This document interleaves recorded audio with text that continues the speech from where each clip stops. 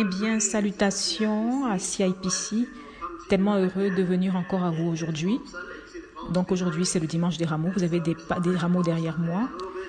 Donc, je suis tellement heureux que vous puissiez être aujourd'hui avec nous aujourd'hui à travers cette vidéo. Tellement reconnaissant pour cette opportunité d'être avec vous aujourd'hui. Pour que nous puissions être réunis en tant qu'Église, encore une fois aujourd'hui. Donc, quelques annoncements. Donc, je voudrais d'abord dire un grand merci à l'équipe de médias, en particulier Anna Rose et Fulbert, qui travaillent dur pour poster toutes ces choses, ces vidéos sur YouTube. La semaine dernière, nous avons eu les références bibliques en français, donc nous aurons encore cela encore une fois aujourd'hui. Désolé que nous ne puissions pas voir les sous-titres complets en français. Nous n'en sommes pas là pour le moment. Mais déjà, vous avez les références bibliques en français. Gloire à Dieu pour cela. Alors, sur YouTube, j'ai regardé le dernier dimanche, notre dernier post, nous avons eu 574 vues. Et dimanche, nous avons eu à peu près 300 vues. Donc, je voudrais vous encourager à partager ces vidéos, et surtout avec des personnes de CIPC et peut-être ceux qui sont aussi partis depuis un moment. Si vous avez leur email, leur contact. Nous avons vu des vues de Corée, du Nigeria, des États-Unis, d'Irlande. Donc, si vous regardez ces vidéos de l'étranger, vous pouvez nous envoyer un message ou un mail.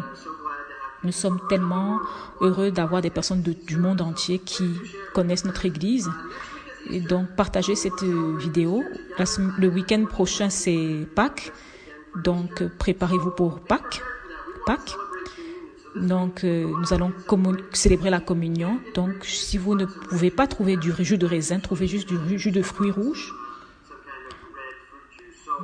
Donc, ce n'est pas la meilleure des options, mais ça fait l'affaire. Ce n'est pas une question de magie, c'est juste d'avoir quelque chose qui soit similaire au sang de Christ. Et si vous êtes avec d'autres personnes, si vous êtes avec votre famille, par chance, nous allons prendre la communion tous ensemble. Donc, ayez du pain ou des crackers, des biscottes, et nous allons lire les Écritures et ensemble prendre la communion avec le jus de raisin ou de fruits rouges. Et donc, le carnaval se passera en juin, le 6 juin. Donc, nous vous tiendrons informés des besoins pour cela. Il y a aussi le baptême qui arrive. Donc, encore une fois, nous vous tiendrons informés en temps opportun. Et donc, pour cette saison, je vous en prie, en dehors de ceux qui doivent travailler, je vous invite à respecter les autorités, obéir aux autorités en restant à la maison pour ne pas répandre le virus et ne pas contaminer ceux qui vous sont proches. Restez à la maison. Si vous avez des besoins, contactez-nous. Mon numéro 06 69 37 15 13. Notre adresse email casaipc@gmail.com. Donc notre site web casablancachurch.org. Alors Facebook Casablanca International Protestant Church. Et donc vous pouvez nous trouver sur Facebook, YouTube. Donc vous pouvez nous suivre sur ces réseaux sociaux pour être au courant de toutes nos annonces. Donc, le gouvernement a annoncé qu'il y a des aides pour ceux qui sont inscrits à la CNSS, qui sont déclarés. Donc, si vous voulez vous renseigner sur ces programmes, les informations, demandez d'appeler le 1212 pour savoir quelle sera la démarche à suivre en tant qu'employé déclaré à la CNSS. Alors, il y aura aussi des aides, a priori, pour ceux qui ne sont pas déclarés à la CNSS. Je n'ai pas de plus ample information à ce sujet, mais vous pouvez appeler le 1212 et demander ce qu'il en est. Alors, comme tous les dimanches, nous voulons vous encourager à prendre ce temps de dimanche pour aussi recontacter vos contacts à CIPC, prendre des nouvelles par WhatsApp. Je vous encourage toute cette semaine à rester loin des mauvaises nouvelles, des théories de complot. Et même cette semaine, j'ai reçu tellement d'emails, de messages, de théories de complot, des rêves, des révélations, des traitements supposés que les gens ont découverts. Pas de docteur, mais voilà, juste de traitements. Et écoutez, vous savez,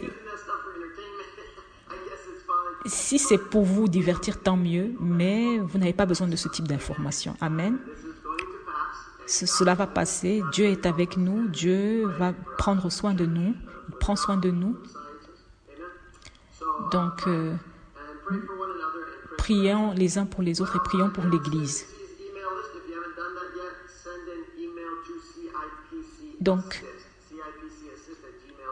si vous voulez vous inscrire dans le groupe, vous pouvez envoyer un mail à cipcassist@gmail.com. Donc, nous allons encore avoir des chansons de louanges que nous allons vous proposer à travers YouTube, que vous pouvez chanter. Donc, vous avez 2 chansons que nous avions eues la dernière fois. Victory is Surrounded. Et donc, nous avons aussi cette chanson Waymaker qui, c'est vrai, est une chanson pas très récente, mais qui est très encourageante pour cette période. Et donc, utilisez Facebook, YouTube pour vos temps de louange et d'adoration avec ces chansons.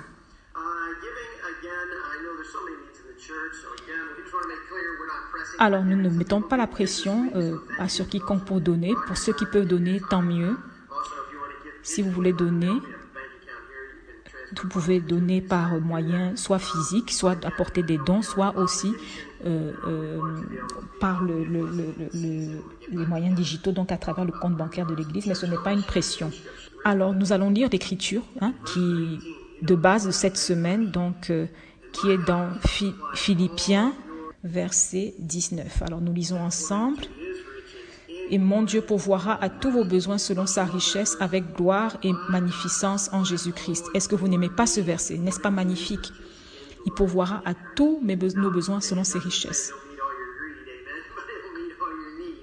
Il pourvoira à tous nos besoins, tous vos besoins. Donc, il sera là pour répondre à tous vos besoins. Et ce n'est pas en considérant la situation économique du pays, mais c'est en considérant ses richesses.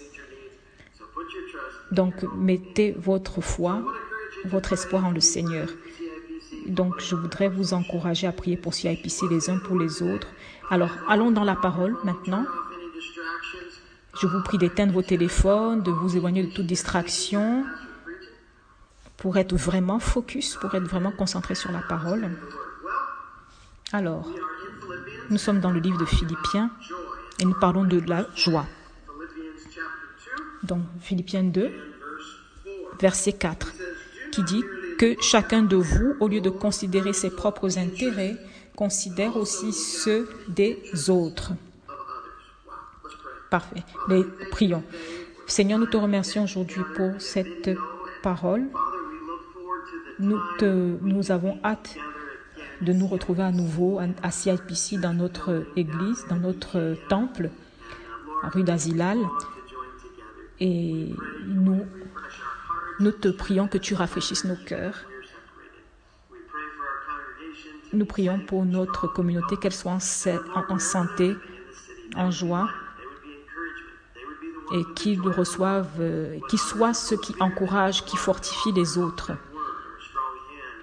Que tous ceux qui ont besoin autour d'eux d'une main forte ou d'une aide ou d'une parole réconfortante, que ce soit les gens de CIPC justement qui apportent cela.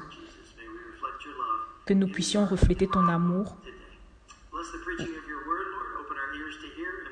Et alors que nous commençons la prédication, ouvre nos yeux et nos cœurs pour accueillir ta parole. Au nom de Jésus, nous avons prié. Donc, nous sommes dans une série sur sa série sur le livre de Philippiens qui concerne aujourd'hui le service. Nous avons parlé la dernière fois de la joie de partager. Donc, que le travail de l'évangile n'est pas pour quelques-uns, mais pour tous. Et donc, nous sommes tous appelés à servir dans l'église. Si vous ne servez pas encore dans l'église, je voudrais vous encourager vraiment à vous signaler. Il y a la place pour tout le monde. Tout le monde peut contribuer à travailler pour l'avancée le partage de l'évangile. Et donc, nous voulons partager aussi en servant, mais aussi en priant. Et donc, c'est un temps idéal pour prier les uns pour les autres, peu importe que nous n'ayons pas le même statut, le même travail. Prions les uns pour les autres. Amen. Partageons ensemble en prière. Donc, c'est vrai que nous n'avons pas les mêmes standards de pureté ou de croyance avec les autres dans l'Église. Nous n'avons pas la même nationalité. Nous venons de différentes cultures. Mais chaque culture a aussi quelque chose de bien et de mauvais. Et donc, je voudrais vous encourager, comme vous venez à Christ. Donc, tout ce qui venait de votre culture avant que vous ne soyez à Christ, qui était bien, gardez-le. Ce qui était mauvais, ne le gardez pas. Et après, ayez le courage de dire parfois, non, je ne peux plus faire cela quand je suis un follower, un disciple de Jésus. Et donc, nous partageons en pureté, nous encourageons les uns les autres. Nous corrigeons les uns les autres. La Bible nous dit que si nous voyons l'un de nos frères qui va sur un mauvais chemin, corrigeons-le. Nous n'allons pas pour le condamner, mais plutôt pour lui dire, voilà, pour le reprendre. Lui dire, voilà ce que tu fais n'est pas bien, voilà ce que la Bible dit, voilà. Afin qu'il sorte de ce péché. Et donc, il y a eu aussi le message où on avait parlé de la lutte. Il y a de la joie à lutter, à devoir batailler. Parce que c'est justement ces combats peuvent parfois mettre en lumière des choses dans notre vie, comme Paul en prison. De grandes choses sont venues de la vie de Paul, et pourtant il était en prison. Et pourtant c'était une saison difficile, une saison de bataille, de difficulté. Alors je ne vais pas faire, c'est vrai, un sermon spécifiquement sur le dimanche des rameaux. Je vais continuer plutôt notre série sur Philippiens. Mais c'est vrai que ça ne semble pas être vraiment une célébration parce que nous ne sommes pas ensemble à l'église, nous ne chantons pas, nous ne faisons pas, nous sommes séparés. Donc peut-être ça touche certains d'entre nous.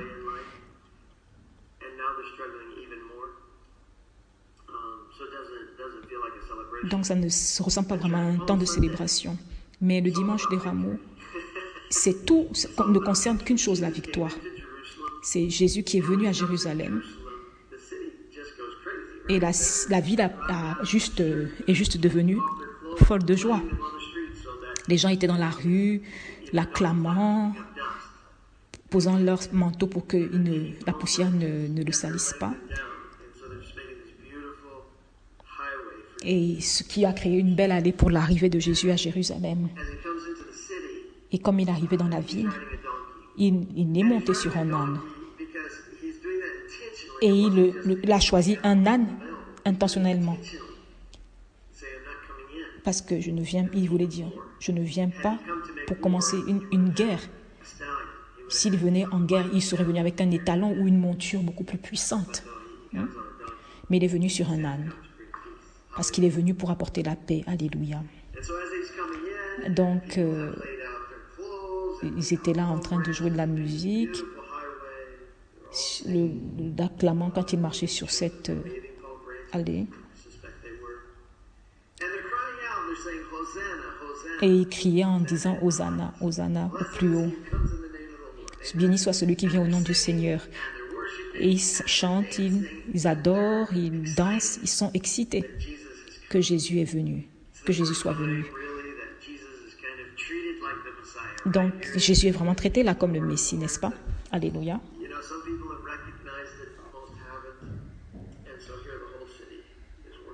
Et donc, toute la ville est maintenant en train de le louer, l'ayant reconnu comme tel. Et nous savons ce qui arrive après. Jésus est crucifié, il meurt sur la croix. Et à ce temps, au moment de son arrestation et de son procès, personne n'a osé tenir front aux autorités pour Jésus. Tous ceux qui criaient Hosanna, ils croyaient qu'il était le Messie. Mais après une semaine, ils n'avaient pas fait ce qu'ils s'attendaient à qu'il fasse. Et donc, ce n'était pas le Messie qu'ils voulaient, qu'ils attendaient. Et donc ils étaient déçus et amers et demandaient qu'on le crucifie.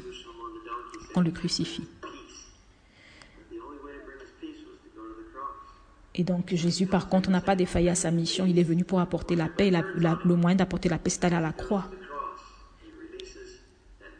Et donc c'est par la croix qu'il a relâché cette victoire. Et donc il est dit dans Colossiens 1:20, il a voulu par lui réconcilier tout avec lui-même, tant ce qui est sur la terre que ce qui est dans les cieux, en faisant la paix par lui, par le sang de sa croix. Donc la croix a affecté non pas seulement notre relation avec lui, mais aussi notre relation avec Dieu dans les cieux.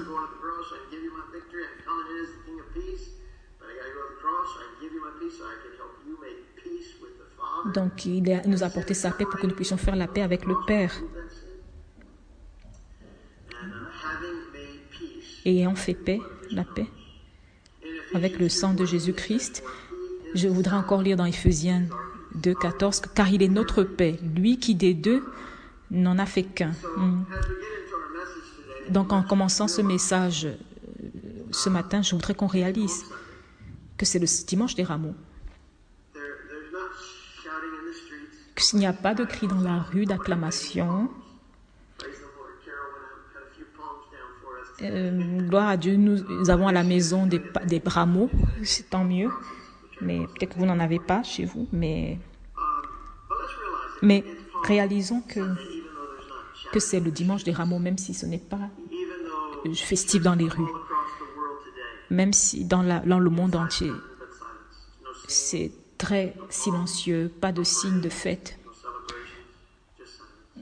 que du silence. Mais réalisons que la réalité est toujours vivante. Jésus est toujours victorieux. Alléluia. Jésus est toujours roi. Il est toujours le Messie, Jésus. Jésus est toujours le prince de paix. Et il vous apporte la paix. Et que pour faire la paix avec vous, entre vous, mais aussi avec Dieu.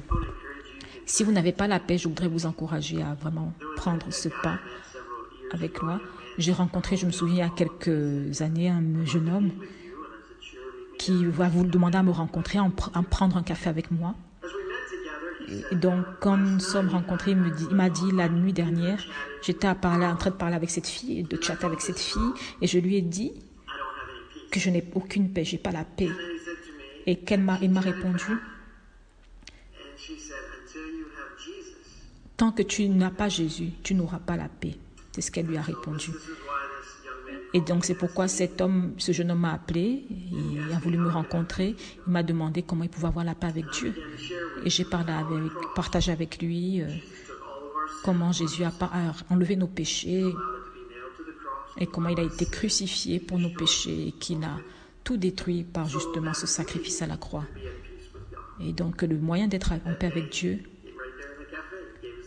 et c'était aller à Jésus. Et là, tout de suite dans ce café, il a donné sa vie à Jésus. Et si aujourd'hui vous n'aviez pas encore donné votre vie à Jésus, c'est le moment. Sachez que Jésus est venu aller à la croix, enlever vos péchés. Et donc, tout ce que vous avez à faire, c'est d'accepter Jésus. Il a payé pour vous. Vous n'avez pas à vous blesser, à vous sacrifier vous-même ou à vous... Jésus a déjà tout donné pour votre pénitence.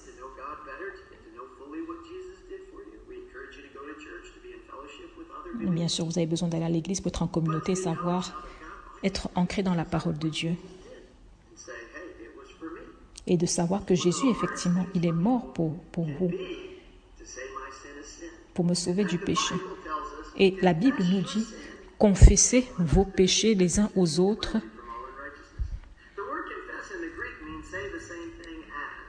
Et donc, le mot en grec veut dire, dites la même chose que. Donc, en d'autres mots, si la Bible dit que quelque chose est péché, il ne faut pas se cacher derrière de faux semblants et dire non, ce n'est pas du péché, c'est juste une habitude. c'est juste une addiction, c'est juste une mauvaise habitude. Non, non, il faut appeler le péché un péché. Donc, la confession n'est pas de faire des excuses, mais c'est de dire que c'est ce qui est, est. Et quand nous disons que ce qui est, quand nous confessons nos péchés, nous pouvons être libérés de cela par Christ. Mais quand nous faisons des excuses, nous ne pouvons pas. Et je voudrais justement vous encourager pour cela. Arrêtez de dire que vous avez une addiction, que c'est juste parce que c'est... Arrêtez de faire des excuses, en bref. Même si vous ne pouvez pas quitter, même si vous ne pouvez pas vous détacher de cette addiction, demandez à Dieu, déclarez qu'effectivement, quel est le problème et demandez à Dieu de vous libérer. Donc aujourd'hui, si vous n'avez jamais donné votre vie à Jésus, je voudrais vous encourager à prier ensemble, qu'on prie ensemble maintenant. Mais vous avez donné votre vie à Jésus, et c'est pourquoi vous regardez cette vidéo, mais vous savez que vous ne vivez pas selon Christ. Et donc, vous entendez la parole, vous allez à l'église, mais vous ne vivez pas selon la vie de Christ. Donc, je voudrais vous encourager à baisser votre tête, de fermer vos yeux, et nous prions ensemble. Ce n'est pas une prière magique. C'est une prière que j'ai juste mis en place et que je voudrais qu'on prie ensemble. Si vous priez de tout votre cœur, le Seigneur va vous laver de tous vos péchés et va vous libérer de tout ce qui le sépare de lui. Alléluia. Il vous nettoiera de tout. Vous deviendrez un enfant de Dieu. Donc si c'est vous aujourd'hui et vous n'avez jamais prié comme cela auparavant, et vous voulez faire une déclaration de foi pour revenir à Jésus, prions ensemble. Comme vous regardez cette vidéo en ce moment, fermez vos yeux, baissez votre tête, répétez cela après moi, et de tout votre cœur vraiment. Alors prions. Père Dieu, je viens à toi dans le nom de Jésus-Christ. Et aujourd'hui, je confesse que j'ai péché contre toi. Aujourd'hui, je me repens de tous mes péchés et je te demande de me pardonner. Jésus, je t'invite, viens dans ma vie. Sois mon Seigneur, sois mon Sauveur. Aujourd'hui, je te donne ma vie et je veux vivre pour toi. En ton nom, j'ai prié. Amen. Amen. Amen. Gloire à Dieu. Écoutez, si vous avez prié cette prière, vous êtes né de nouveau, enfant de Dieu. Soyez à l'église la prochaine fois que nous nous voyons et enracinez-vous dans la parole pour comprendre qui vous êtes. Quand nous sommes à l'église, vous savez, nous tenons nos Bibles haut et nous disons c'est la Bible est ce que je dis, et je suis ce qu'elle dit que je suis. Et pour savoir qui vous êtes, il faut actuellement justement lire la parole pour savoir qui vous êtes. Alors, allons dans la parole aujourd'hui. Donc, Philippiens chapitre 2. Alors, lisons les Philippiens 2, chapitre 1. Si donc il y a quelque consolation en Christ, s'il y a quelque soulagement dans la charité, s'il y a quelque union d'esprit, s'il y a quelque compassion et quelque miséricorde, verset 2, rendez ma joie parfaite, ayant un même sentiment, un même amour, une même âme, une même pensée. Alors ça c'est un verset magnifique. Paul dit à l'église ici, si vous voulez rendre ma joie parfaite, complète, soyez une église d'unité. Alléluia, je vais vous dire la même chose ici aujourd'hui. Si vous voulez que ma joie soit complète, soyez une église unie, une église d'unité. Nous avons parlé de cela auparavant. Nous sommes différents, hein? C'est vrai, nous n'avons pas la même origine, la même couleur de peau, ni la même culture. Nous avons eu différentes influences dans nos vies.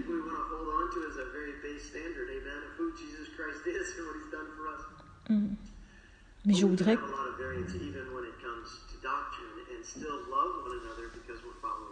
Nous ne devons pas forcément être d'accord sur tout dans la doctrine, mais nous devons nous aimer en tant que disciples de Jésus-Christ. Donc c'est vraiment une grande demande de ma part. Quand nous venons à l'église, que toute personne soit traitée comme un enfant de Dieu, avec grand respect pour toute personne dans l'église. Si nous faisons cela, cela nous épargne de nous quereller, de nous battre. Soyons une église d'amour, une église d'encouragement les uns pour les autres. Et nous avons à avoir ce respect les uns pour les autres. Et cela fera de CIPC une grande église. Et donc il le dit aussi, Jésus, en Jean 13, 35. À ceux-ci, tous connaîtront que vous êtes mes disciples si vous avez de l'amour les uns pour les autres. Traitant les autres avec grand respect. Et les gens diront, waouh, ces personnes, ils sont différents, ils ne se comportent pas comme à mon bureau. Et comme de voir l'Église se comporter de la sorte, c'est un grand témoignage. Une Église d'amour, d'unité, voilà, qui prend soin les uns des autres. Alors, je vais lire dans le verset 3, Philippiens 2, verset 3. « Ne faites rien par esprit de parti, d'esprit d'égoïsme ou par vaine gloire, mais que l'humilité vous fasse regarder les autres comme étant au-dessus de vous-même. » Waouh! Donc, de valoriser les autres, plus que vous valorisez vous-même. Donc, ça, c'est vraiment un signe de grand amour, l'amour de Jésus-Christ, véritable. Donc, dont Jésus parle justement à Jean 13 et 35, à ceux-ci tous connaîtront que vous êtes mes disciples, si vous avez de l'amour les uns pour les autres, si vous ne faites pas de choses égoïstes, si vous ne faites pas les choses en pensant seulement à vos intérêts, mais que vous le faites pour l'amour que vous avez pour les autres. Donc, Paul nous dit ici, ne vous mettez pas en premier, mettez les autres en premier. Ne vous battez pas pour ce que vous méritez, pour votre propre gloire, mais combattez plutôt pour vos frères et vos sœurs. Voilà, pour ce qu'ils méritent. Mettez-les au-dessus de vous. Frères et sœurs, c'est ainsi que nous sommes supposés vivre. Et peut-être on se dit, je dois prendre soin de moi-même d'abord. Et spécialement durant ce temps de coronavirus. Vous avez vu dans les supermarchés, il y a des gens qui ont ramassé tout pour eux, parce qu'ils veulent prendre soin d'eux. Et je veux d'abord me protéger moi, et ils ramassent tout. Et comment plutôt protéger mes frères et sœurs? C'est la question que je dois me poser, que nous devons nous poser. Alors, en Philippiens 2, verset 4, que chacun de vous, au lieu de considérer ses propres intérêts, considère aussi ceux des autres. Les autres dans l'Église. Donc, ne mettez pas vos propres intérêts en premier. Regardez si vous pouvez aider les autres. Comme nous les mettons justement au-dessus de nous, c'est-à-dire pas en nous prenant comme des carpettes, mais en toute humilité, en sachant ils ont plus de valeur que nous. Que puis-je faire? Que pouvons-nous faire? Et encore un grand merci à Fulbert qui m'a beaucoup servi et qui vous sert en mettant en place ces vidéos et en les postant sur YouTube. Anne Rose aussi m'a beaucoup servi et vous sert en postant sur Facebook et en animant la communauté en ligne. Donc nous faisons tout ce que nous pouvons pour vous servir. Nous sommes sortis cette semaine, par exemple, pour acheter un peu de nourriture et distribuer à ceux dans le besoin à travers la ville. Et encore une fois, si vous avez besoin d'aide, ne soyez pas embarrassés, appelez-nous, appelez l'église si vous avez besoin de nourriture. N'ayez pas honte, contactez-nous. Alors, ce n'est pas peut-être de la nourriture de top qualité comme vous voudriez, mais au moins vous avez de quoi manger. Est-ce que je voudrais vous demander aujourd'hui, ceux qui sont peut-être dans cette situation, qui combattent, qui n'ont pas assez et qui voulaient juste avoir pour vous-même. Regardez autour de vous et cherchez qui aider, qui servir.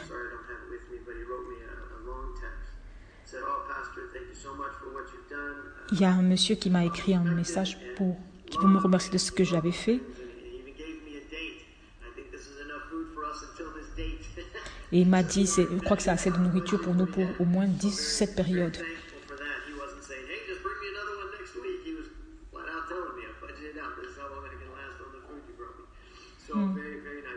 Donc, c'était très bien de sa part, vraiment, de me remercier ainsi. Donc, si vous êtes dans cette situation, ne regardez pas seulement ce que vous avez besoin, regardez autour de vous. Comment puis-je servir les autres?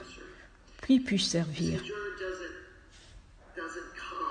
La joie ne vient pas d'avoir plus. Nous avons un problème dans cette nature, en notre nature humaine. C'est que, quel que soit ce que nous ayons, nous voulons toujours plus.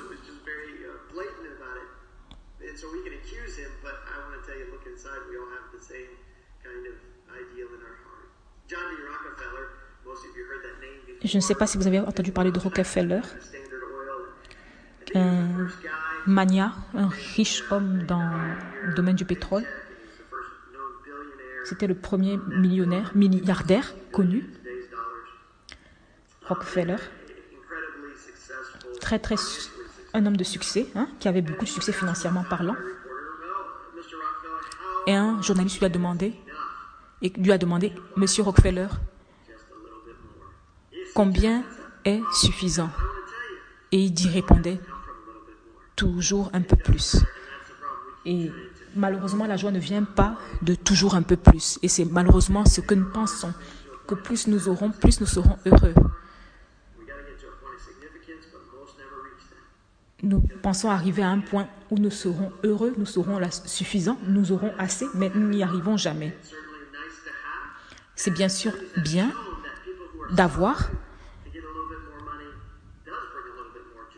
mais par contre, de donner à ceux qui souffrent vous donne beaucoup plus de joie.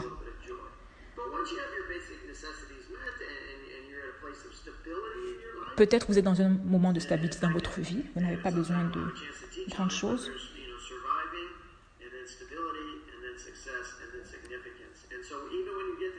Même si vous êtes à ce stade où vos besoins sont couverts, vous avez toujours besoin d'un peu plus, toujours besoin d'un peu plus. La joie ne vient pas d'être marié ou d'avoir... Bien sûr, je me sens heureux dans mon mariage, mais la joie ne vient pas du fait d'être marié. Certains parmi vous veulent rencontrer la bonne personne et pensant que c'est ce qui va leur donner la joie, mais au contraire, si je pourrais avoir juste... Parfois on se dit, je pourrais avoir juste un mari et mes enfants, je serais heureuse. Non, cela apporte plutôt beaucoup de travail. Ce n'est pas la vraie source de joie. Peut-être vous avez un bon travail, vous pensiez que justement c'est ce travail qui allait vous donner votre joie. Si je pouvais juste avoir ce travail, si je pouvais avoir cette carrière, je serais la personne la plus heureuse du monde. Vous serez la personne la plus heureuse pendant 2 semaines et puis ensuite vous serez à nouveau dépité. Donc le travail, la carrière n'est pas votre source de joie. Cela ne vient pas des choses terrestres, la joie. Ou peut-être une plus grande maison, etc. Non, ce n'est pas ce qui apporte la joie.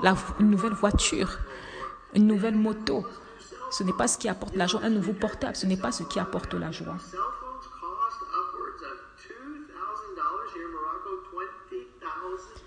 Il y a un portable qui est sorti qui coûte à peu près 20 000 dirhams. C'est ridicule. Et c'est juste pour faire un appel. Moi, je trouve que c'est ridicule comme montant. Donc, il y a des modèles moins chers. Je comprends que certains puissent payer autant pour un téléphone. Mais, pensant que cela va leur apporter un certain sens de joie, non, c'est totalement erroné.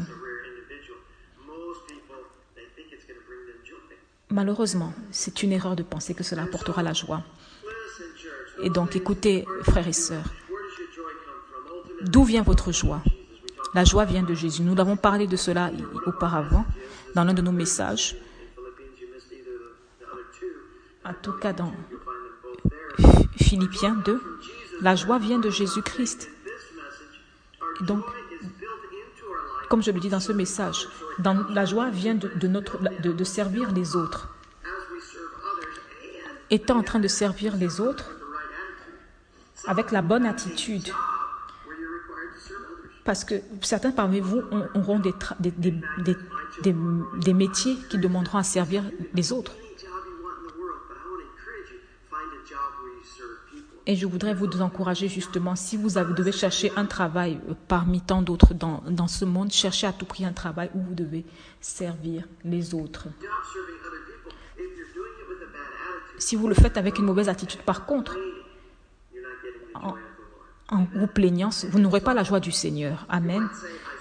Donc, vous pourriez dire, je sers d'autres personnes, mais je n'ai pas de joie. La source de votre joie doit être Jésus. En servant avec la bonne attitude, vous recevrez justement cette joie qui grandira dans votre cœur. Alléluia. Et c'est ce que je dis à mes enfants tout le temps. Votre attitude va déterminer votre altitude. Si vous avez une bonne attitude, vous irez plus haut, vous aurez de meilleures carrières. Donc, si vous voulez travailler de la façon de Jésus, sans vous plaindre, et justement, Paul le dit dans Philippiens 2:14, « Faites toutes choses sans murmure ni hésitation. » Pas de plainte, pas de querelle. Afin que vous soyez irréprochables et purs, des enfants de Dieu irrépréhensibles au milieu d'une génération perverse et corrompue, parmi laquelle vous brillez comme des flambeaux dans le monde. Alléluia. Vous êtes la lumière du monde. Vous êtes la lumière de Maroc. Et donc, brillez de mille feux. Ne vous plaignez pas. Servez, voilà, dans la joie du Seigneur. Et donc, question aujourd'hui. Comment puis-je servir les gens dans la ville? Qu'est-ce que je peux faire pendant cette crise de coronavirus? En servant. Comment puis-je servir mieux? Comment puis-je améliorer ma façon de servir? Comment puis-je servir plus de personnes? Et je me demandais cela en distribuant la nourriture. Comment pouvons-nous servir plus de personnes? Comment puis-je m'organiser pour mieux servir et plus de personnes? J'ai cette prière sur mon mur. Il y a beaucoup de choses sur mon mur. Mais elle dit, comment puis-je servir 1 million de personnes? Et servir en tant que pasteur, comment puis-je servir 1 million de personnes? Donc c'est une prière que je fais pour que je puisse plus servir pour le Seigneur. Comment puis-je servir 1 milliard? Ma fille aînée Rachel, elle est infirmière et bien sûr en cette crise de coronavirus, elle doit se protéger bien sûr pour servir les malades.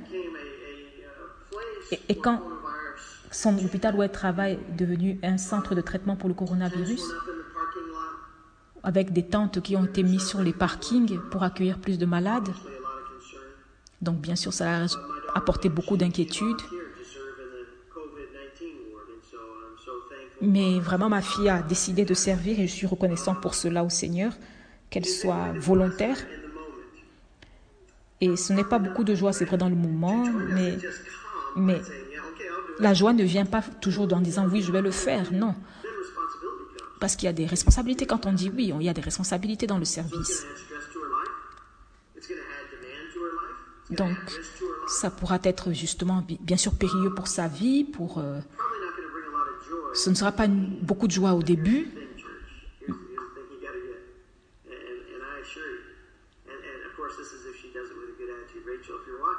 Mais bien sûr, je le parle à Rachel, si tu regardes cette vidéo, c'est l'attitude à avoir.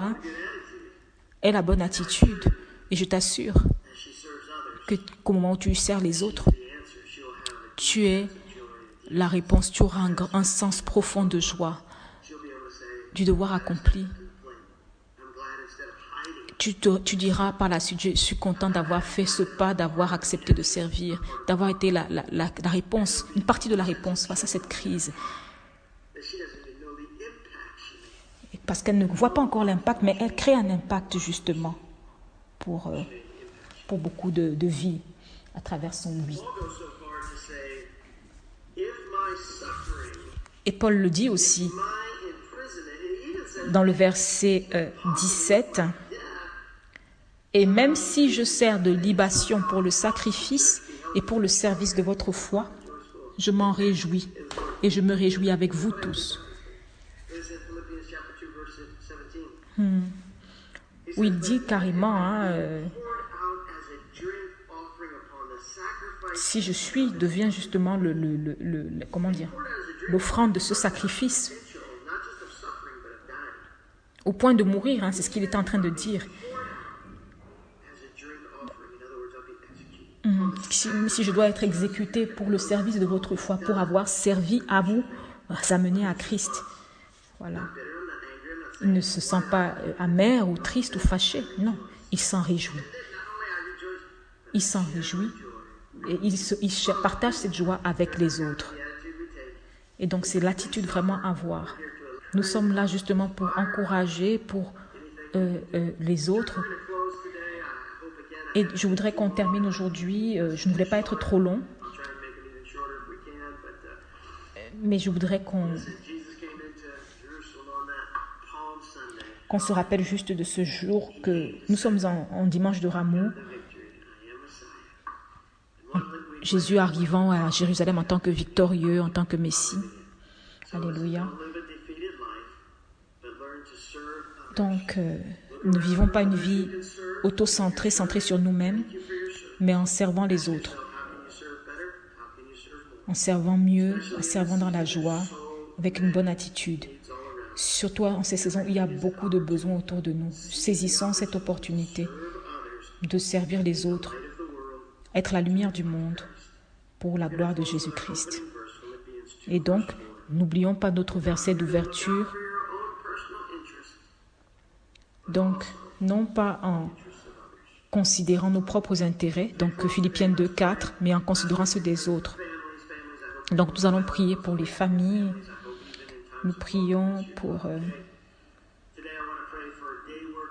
pour ceux qui travaillent aussi, en particulier au jour le jour. Vous savez, les travailleurs journaliers qui n'ont pas de contrat au mois ou à l'année et qui travaillent juste 12 heures par jour et qui attendent ensuite le lendemain pour avoir un contrat. Donc, je voudrais qu'on prie pour toutes ces personnes et qui n'ont aucune assistance du gouvernement.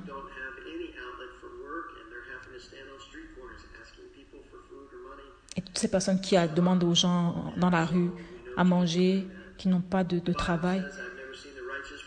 Donc, la Bible nous dit que je n'ai jamais vu le juste oublié. Et pourtant, certains dans notre Église encore ont des besoins. Et c'est vraiment difficile. Si vous avez besoin de quelque chose, vous pouvez le demander. Il n'y a aucune honte de demander. Et quand cette saison sera terminée,